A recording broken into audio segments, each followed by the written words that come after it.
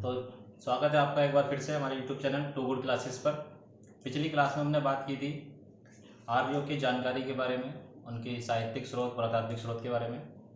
उसी वीडियो को आगे बढ़ाते हुए आज हम पढ़ेंगे आर्यों के क्षेत्र या फिर उनका क्या विस्तार था, उसके बारे में पढ़ते हैं। आइए शुरू करते हैं। आर्यों का जो क्षेत्र और विस्तार था वो वैदिक सभ्यता में अलग, मतलब पूर्व वैदिक सभ्यता का अलग और उत्तर वैदिक सभ्यता का अलग, दोनों सभ्यताओं का अलग अलग विस्तार पाया जाता था। तो हम इनको अलग अलग डिस्कस करेंगे दोनों को।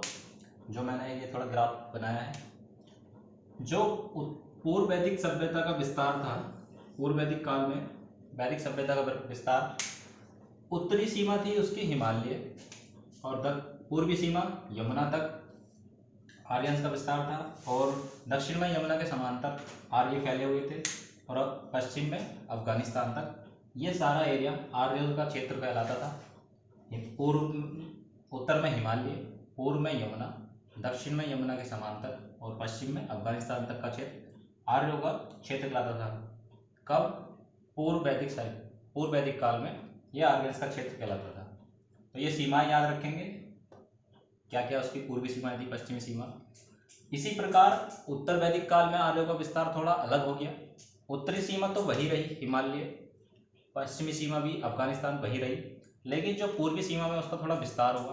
पूर्वी सीमा बिहार तक पहुंच गई और यहाँ पर दक्षिणी सीमा विंध्याचल पर्वत जो कि विंध्याचल तक, यहाँ आर्यों की सीमा पहुंच गई दक्षिण में। ये दोनों अलग अलग विस्तार पाया गया, दोनों पूर्व वैदिक का अलग विस्तार और उत्तर वैदिक का अलग विस्तार। ये थोड़ा सीमाएं इनकी याद रखनी है, उत्तर वैदिक काल की और पूर्व वैदिक काल की। अब हम पढ़ेंगे पूर्व वैदिक काल और उत्तर वैदिक काल में अंतर किस प्रकार किया गया है, दोनों कालों का विभाजन कैसे किया गया है। तो पहला है पूर्व वैदिक काल और दूसरा उत्तर वैदिक काल, इन दोनों का विभाजन पढ़ लेंगे हम। पूर्व वैदिक काल में क्या हुआ, ऋग्वेद की रचना हुई, और उत्तर वैदिक काल में बाकी तीन वेद, सामवेद, यजुर्वेद और अर्थकवेद की रचना हुई। ये इसके विभाजन का एक बिंदु है। और फिर अगला पॉइंट है, जो पूर्व वैदिक सभ्यता थी वो कांस्य युगीन सभ्यता के रूप में भी जानी जाती है, और जो उत्तर वैदिक सभ्यता है वो लोह युगीन सभ्यता के रूप में जानी जाती है। अगला है इस काल का राजा, जो पूर्व वैदिक काल था इसका राजा अनुवांशिक नहीं होता था, और उत्तर वैदिक काल का राजा अनुवांशिक था। ये इंपॉर्टेंट पॉइंट है, एग्जाम में पूछ सकता है, पूछा हुआ भी है कि किस काल का राजा अनुवांशिक नहीं था, पूर्व वैदिक काल या उत्तर वैदिक काल। तो इसका आंसर होगा पूर्व वैदिक काल, इसका राजा अनुवांशिक नहीं था। अगला पॉइंट हमारा, इसमें राजा कोई भी कर नीति नहीं रखता था, मतलब जो टैक्स प्रणाली होती है हमारी सिस्टम में, वो इस पूर्व वैदिक काल में कोई कर प्रणाली नहीं थी। इसमें क्या होता था, कर का संग्रह जो होता था, बलि या फिर इच्छा के रूप में कोई करना चाहता था तो वो कर दे सकता था। इस प्रकार कर का संग्रह होता था। कब? पूर्व वैदिक काल में। लेकिन उत्तर वैदिक काल में क्या हुआ, उत्तर वैदिक काल में इस काल का राजा एक कर नीति अपनी रखता था, जो कि जिससे कर का संग्रह वो करता था। तो ये दोनों इन दोनों काल का विभाजन के कुछ बिंदु हैं, जिसके अनुसार इन दोनों काल को अलग अलग विभाजित किया गया है। तो अभी हमने पढ़ा था वैदिक सभ्यता या फिर आर्य का विस्तार, क्षेत्र विस्तार कैसे था, पूर्व में यमुना नदी तक, फिर बाद में बिहार तक हो गया था। अब इसी के आगे हम पढ़ेंगे जो हमारे वेद होते हैं, उनके कुछ उपनिषद हैं और उपवेद होते हैं और आरण्यक, ये पढ़ेंगे हम। तो जैसे ऋग्वेद का उपनिषद क्या क्या होते हैं, उसके ऋग्वेद का उपवेद क्या है, ये इसके बारे में जानकारी आज पढ़ते हैं हम। तो पहला है वेदों के उपवेद, उपनिषद और आरण्यक। तो हम जैसा कि हम सब जानते हैं कि 4 वेद होते हैं, जिनमें पहला वेद था हमारा ऋग्वेद। तो ऋग्वेद के बारे में क्या होता है, ऋग्वेद में हमें जानकारी मिलती है भगवान की प्रार्थना के विषय में। यहाँ देखो, पहला है ऋग्वेद। ऋग्वेद में किस विषय की चर्चा है, भगवान की प्रार्थना। तो ऋग्वेद में भगवान की प्रार्थना का विषय है, और इसके जो ऋग्वेद के अध्ययन करता हुआ या फिर पुरोहित को बोलते हैं होत्र या फिर होत्री। जो इसके अध्ययन करते हैं ऋग्वेद के, उसको बोलते हैं होत्र या फिर होत्री। ऐसे ही ऋग्वेद का एक उपवेद है आयुर्वेद। एग्जाम में पूछता है कि ऋग्वेद के उपवेद का नाम क्या है, तो आयुर्वेद ऋग्वेद का एक उपवेद माना जाता है। इसी प्रकार ऋग्वेद के कुछ उपनिषद हैं। उपनिषद में जैसे कि कौशिकी और ऐतरेय, ये ऋग्वेद के उपनिषद हैं। आरण्यक, ऋग्वेद के कौशिकी और ऐतरेय यही सेम है। तो जैसे अब ऋग्वेद में किस विषय की जानकारी है? भगवान की प्रार्थना की जानकारी है। इसके अध्येता को क्या कहते हैं? होत्र या फिर होत्री, अध्ययन करने वाले को। इसका उपवेद क्या है? इसका उपवेद है आयुर्वेद, जो एग्जाम में पूछा जाता है। उपनिषद कौशिकी और ऐतरेय इसके उपनिषद हैं। आरण्यक भी क्या है? कौशिकी और ऐतरेय इसके आरण्यक है। इसी प्रकार अगला वेद हमारा सामवेद। सामवेद में किस विषय का जानकारी है? सामवेद को संगीत का वेद भी कहा जाता है। इसमें संगीत के विषय में जानकारी मिलती है। और इसका अध्येता या फिर पुरोहित को क्या बोलते हैं? उद्गाता या उद्गात्री। ऋग्वेद सामवेद के अध्ययन करने वाले को उद्गाता या उद्गात्री। और इसका उपवेद क्या माना गया है? गंधर्व वेद को इसका उपवेद माना गया है। इसी आगे तो सामवेद के उपनिषद कौन कौन से हो गए? केन और छांदोग्य। केन और छांदोग्य इसके उपनिषद हो गए। और इसके कुछ आरण्यक हैं, जैसे कि जैमिनीय और छांदोग्य इसके आरण्यक हो गए। एक बार फिर देखते हैं सोमवेद को। सामवेद में क्या है? संगीत के विषय में जानकारी मिलती है। और इसके अध्येता को बोलते हैं उद्गाता या फिर उद्गात्री।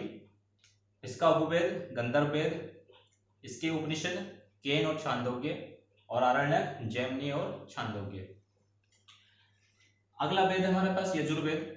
यजुर्वेद पे यज्ञ के विधान की जानकारी मिलती है। यज्ञ के नियम जो भी हैं उन सब के विषय में जानकारी किसमें मिलती है? यजुर्वेद में। इसके अध्येता या फिर इसके अध्ययन करने वाले को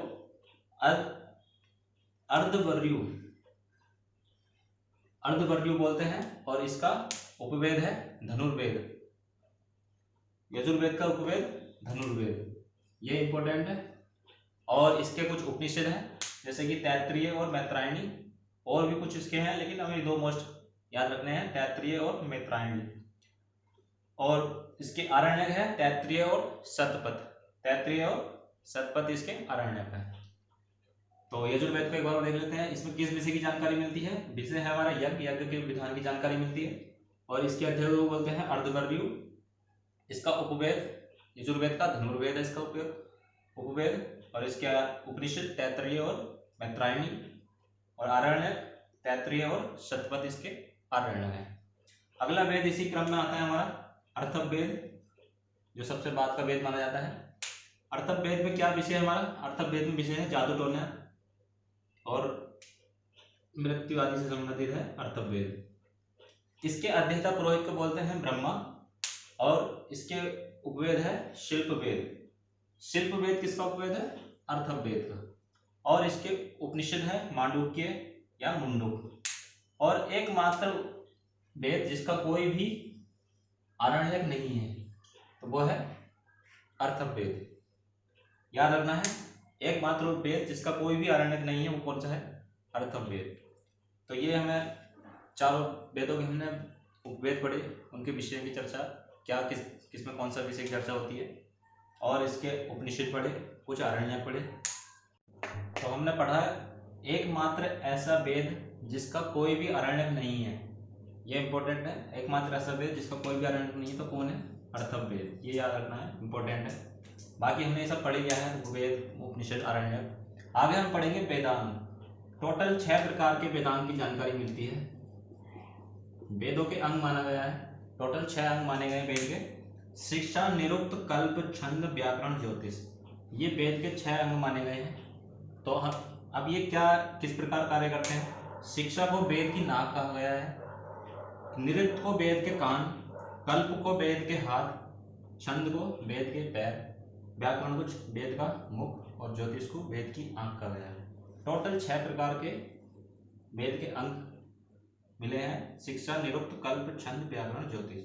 लेकिन ये वैदिक साहित्य का हिस्सा नहीं माने जाते हैं, ये याद रखेंगे। जो वेदांग है हमारे 6 प्रकार के, वो वैदिक साहित्य का हिस्सा नहीं माने जाते हैं।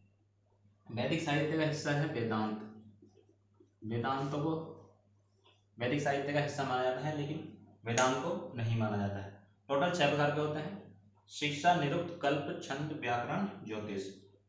शिक्षा वेद की नाक, निरुक्त वेद के कान, कल्प वेद के हाथ, छंद वेद के पैर, व्याकरण को वेद का मुख और ज्योतिष को आंख बोला गया है। ये हमें वेदांग याद करने हैं। एग्जाम में पूछ सकता है कि वेद के पैर किसको कहा गया है। वेद के पैर कहा गया है छंद को, वेद की आंख ज्योतिष को। इस प्रकार एग्जाम में पूछ सकता है, तो याद रखना है। वेद की नाक किसे कहा गया है, शिक्षा को वेद की नाक कहा गया है। तो ये इंपॉर्टेंट है, ये याद रखना है। इसी प्रकार हम आगे पढ़ेंगे ऋग्वेद या फिर वैदिक सभ्यता का राजनीतिक प्रशासन या राजनीतिक तंत्र किस प्रकार कार्य करता था, वहाँ कैसे कैसे इकाइयों में बटे हुए थे लोग। तो सबसे छोटी इकाई जो मानी गई है वैदिक सभ्यता की, वो मानी गई है कुल। कुल यहाँ पर सबसे छोटी इकाई थी। इंपॉर्टेंट क्वेश्चन, एग्जाम में क्वेश्चन बन सकता है कि वैदिक सभ्यता की सबसे छोटी इकाई, राजनीतिक इकाई क्या थी, तो कुल थी। और इसका अध्यक्ष क्या होता था, कुलपति। इसका अध्यक्ष कहलाता था कुलपति। कुलों को मिलाकर मतलब कुछ परिवार को मिलाकर कुल बनता था। कुल से बनेगा ग्राम, कुलों को मिलाकर, जिसका अध्यक्ष होगा ग्रामीण। और ग्राम से बनेगा विश्व, और विश्व से सबसे बड़ी इकाई जन। तो सबसे बड़ी इकाई क्या होगी वैदिक सभ्यता की, जन, सबसे बड़ी इकाई।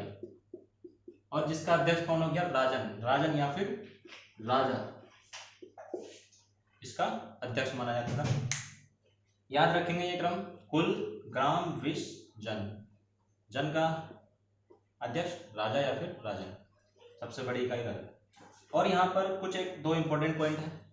जो राजा की सेना होती थी वो वैदिक सभ्यता में वो अस्थायी सेना होती थी। ये कई एग्जाम में पूछा गया है, तो ये याद रखना है। जो वैदिक सभ्यता की जो राजा की सेना होती थी वो अस्थायी होती थी। युद्ध के समय बुलाया जाता था, बाकी युद्ध के बाद अगर किसी ग्राम पर कब्जा करना होता था या बाकी, तो सेना को बुलाया जाता था। बाकी उनको फिर युद्ध के बाद वो वापस आम लोगों की तरह जीवन जीना स्टार्ट कर देते थे। किसी काम के लिए ही सेना को बुलाया जाता था, वरना अस्थायी माना जाता था उसको। राजा की सेना क्या थी, अस्थायी थी वैदिक सभ्यता में, ये याद रखना है। जो हमारी महिलाओं की स्थिति थी वो काफ़ी अच्छी थी वैदिक सभ्यता में। उनको यहाँ पर ग्रामों में, कुल में अधिक बराबरी का दर्जा दिया जाता था। तो महिलाओं की स्थिति वैदिक सभ्यता में कैसी थी, बहुत अच्छी थी, मजबूत थी, ये भी याद रखना है। आगे हम इसके बारे में पढ़ेंगे। तो इसके बाद हम पढ़ेंगे कुछ ऋग्वेद में जो नाम उल्लेखित हैं और उनका कुछ वर्तमान नाम कुछ और हो गया है बदलकर, तो वो हम पढ़ते हैं। देखो, जैसे ऋग्वेदिक नाम है, इधर है वर्तमान समय में जो उसका नाम है, हिमवंत। सबसे पहला है हिमवंत। हिमालय को ऋग्वेदिक में कहा गया है हिमवंत। हिमवंत किसे कहा गया है, हिमालय को। हिमवंत किसका प्राचीन नाम है, हिमालय का ही प्राचीन नाम। ऋग्वेद में हिमालय का ही प्राचीन नाम हिमवंत था। ऐसी ही इसी प्रकार मुजबंत, जो एक हिमालय की चोटी का ही वर्णन करा गया है हिमवंत के नाम, मुजबंत के नाम से। माउंट एवरेस्ट, ये हिमालय की चोटी का ही उल्लेख है ऋग्वेद में। हिमालय की एक चोटी जो कि आज विश्व की सबसे ऊंची चोटी है, माउंट एवरेस्ट, इसी का उल्लेख हमारे ऋग्वेद में किस नाम से मिलता है, मुजबंत के नाम से मिलता है। याद रखेंगे, इंपॉर्टेंट है। ऐसे ही सोमरस का सबको पता है, सराव। और अगन्या, गाय को कहा गया है। गाय को क्या कहा गया है, अगन्या। गोधन, धन से संबंधित है। और एक जायदस्तम, जायदस्तम यानी कि पत्नी को ही घर की जायदाद बताया गया है। पत्नी ही घर की संपत्ति को कहा गया है, पत्नी ही घर की संपत्ति है। जायदस्तम से उल्लेख है ऋग्वेद में, पत्नी का नाम इंपॉर्टेंट है। इसी प्रकार दुहिता, दुहिता को पुत्री, पुत्री को ही दुहिता कहा गया है ऋग्वेद में। और रिश्तेदार को नृप कहा गया है। तो ये कुछ ऋग्वेदिक नाम थे जिनके वर्तमान नाम आज के समय में ये है। एक बार और रिकॉल कर लेते हैं इसको फिर से। हिमवंत कहा गया है हिमालय को।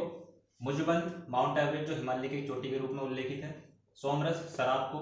अगन्या, गाय को। ये बहुत इंपॉर्टेंट है, अगन्या। गाय का ऋग्वेदिक नाम क्या है, अगन्या। गोधन, धन से संबंधित।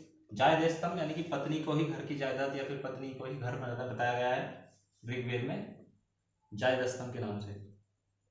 दुहिता, पुत्री को कहा गया। नृप, रिश्तेदार को कहा गया है। इसी प्रकार हम आगे पढ़ेंगे।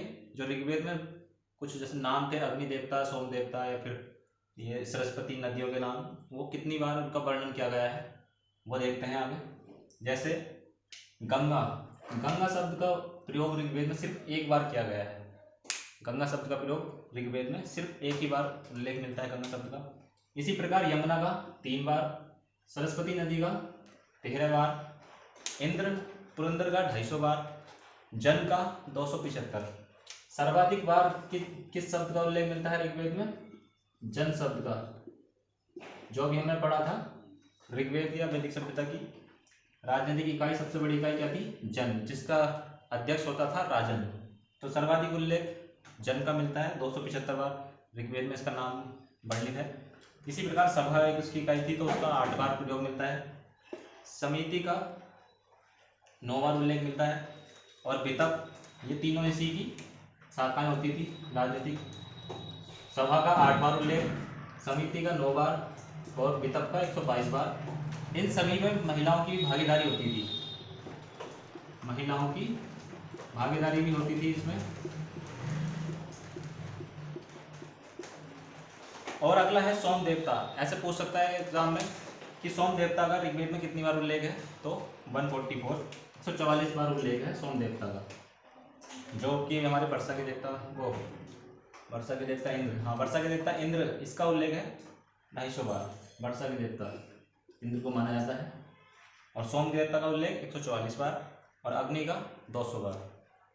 अग्नि शब्द का उल्लेख 200 बार है ऋग्वेद में। तो ये हमने पढ़ा वैदिक सभ्यता, जो आज हमारी समाप्त होती है। इसमें हमने वैदिक सभ्यता में पढ़ा वैदिक कहाँ से उसकी शुरुआत होती है, कैसे कैसे उसमें राजनीतिक विभाजन कैसा होता है, उसका क्षेत्र, उसका चारों वेदों का उल्लेख, कैसे कैसे उनके उपवेद के बारे में, उपनिषद के बारे में। इसी क्रम में हमने ये कुछ पढ़े, उनके प्राचीन नाम और वर्तमान नाम। तो आज के लिए इतना ही, धन्यवाद।